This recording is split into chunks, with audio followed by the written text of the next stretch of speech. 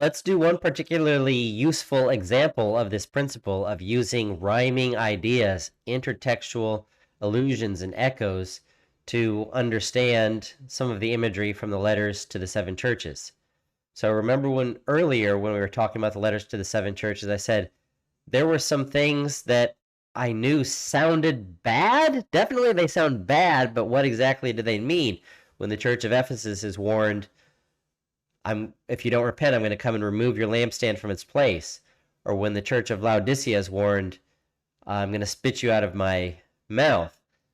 That sounds like Jesus is pretty angry with the churches, but what exactly is he talking about? What do these weird threats actually mean? And they make a lot more sense when we understand the imagery in light of the Old Testament.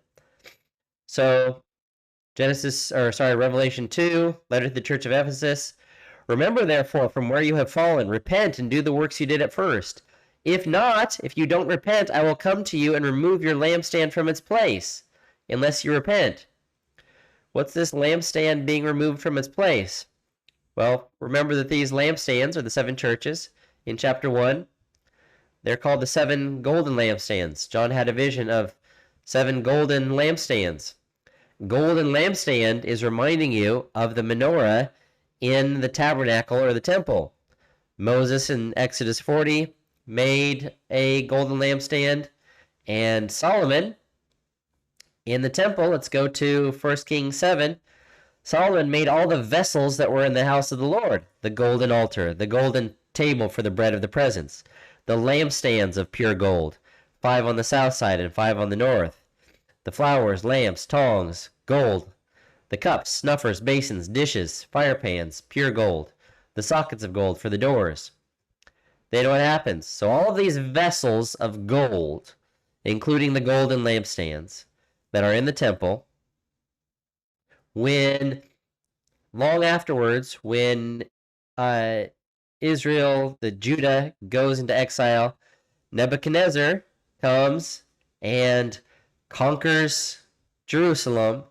He burns the temple, but before he burns it, there's some valuable stuff in there, made of valuable precious metal. So he takes all the valuable stuff, the pillars of bronze that were in the house of the Lord, and the stands and the bronze sea that were in the house of the Lord. The Chaldeans broke in pieces and carried off the bronze to Babylon. They don't care. They broke it in pieces. They don't care about what it was originally used for. They just want the bronze. And they took away the pots and the shovels and the snuffers and the dishes for incense and all the vessels of bronze used in the temple. The fire pans also and the bowls. What was of gold, and the captain of the guard took away as gold, and what was of silver, as silver. As for the 2 pillars, one sea and the stands that Solomon had made for the house of the Lord, the bronze was beyond weight. They took all of this and carted it off to Babylon. Now, it doesn't explicitly mention the lampstands, but it mentions all of the vessels of gold and silver they took away. It's actually kind of sad. Just like when they took the large, the sea of bronze with the 12 cows underneath it, and they broke it into pieces. They didn't. It's too big. The big pillars. They didn't care. They just want the bronze. When it says he took everything of gold, what's this thing? An altar? What's this thing? A table? What's this thing? Some kind of a candlestick? I don't know. They don't care what the meaning of this stuff is. It's like, this is gold. This is valuable. So they took it because of its monetary value. They didn't care what symbolism and meaning it had or what use it had in the temple. They just took away the stuff.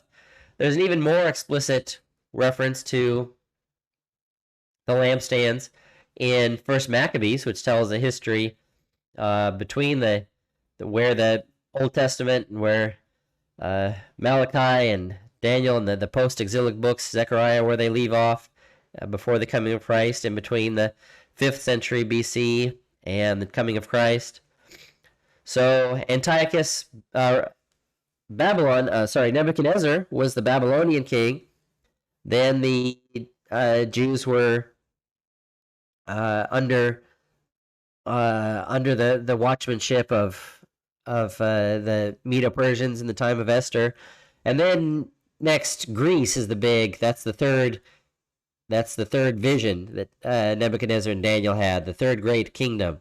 Greece comes along, and by this time, Cyrus has allowed some of the Jewish people to return and start rebuilding Jerusalem and the temple until 167 BC.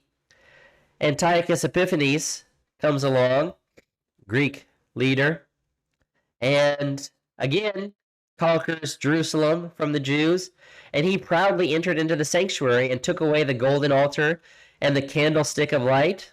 Another translation for lampstand. He took away the candlestick of light and all the vessels, the table and the pouring vessels, everything of gold, the crowns, everything that was temple. He broke into pieces and took off the silver and the gold. Again, the valuable stuff. So there's this recurring theme that when Jerusalem gets conquered, when the temple in Jerusalem gets plundered, pagan kings take all the valuable vessels, including the golden lampstands.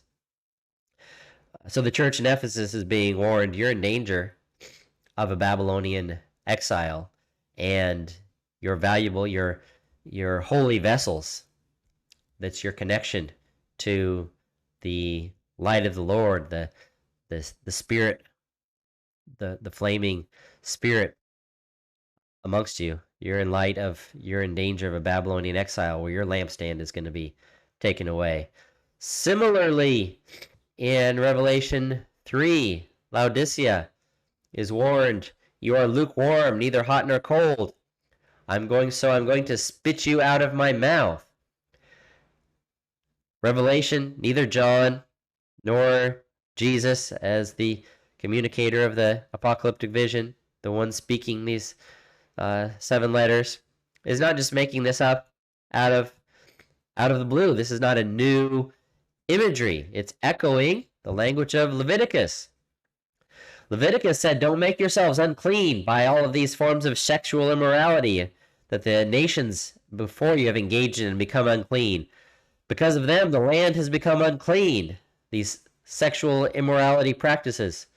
So I punished its iniquity, and the land vomited out its inhabitants.